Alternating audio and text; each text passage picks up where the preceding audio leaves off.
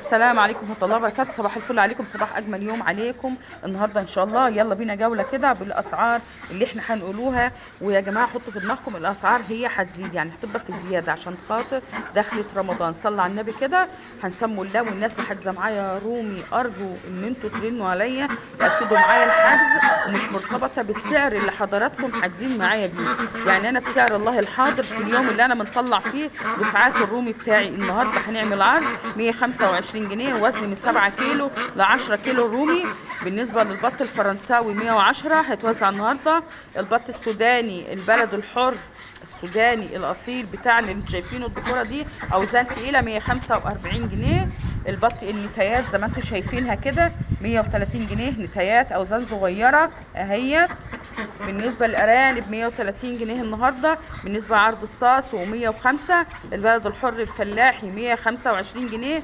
الأسعار هتبقى في زيادة النهاردة. الفراخ البيضة ب 97 جنيه. لما أنا بقول فراخ بيضة أو فراخ حمراء أو فراخ بلدي ما بنحطش لحضراتكم فلوس تنظيف، إنما بنحط على الرومي على البط الحاجات ديت طبعا نحط عليها تنظيف. سمي الله كده. احلى طيور النهارده هتتوزع.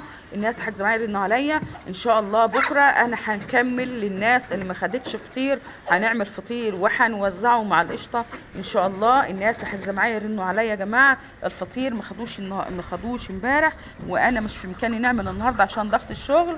فبكره ان شاء الله هنكمل الفطير. الناس اللي ما خدتش، الناس اللي حاجزه معايا يرنوا عليا. طبعا احلى عروض انا عاملاها على الطماطم والخضار هنكتبها لكم دلوقتي على طول. في طماطم مستويه ل10 ب25، في طماطم كويسه ال10 ب40، في البصل الابيض 5 كيلو ب50، بصل احمر 5 كيلو ب90، بطاطس تحمير ما شاء الله عليها 5 كيلو ب50 جنيه.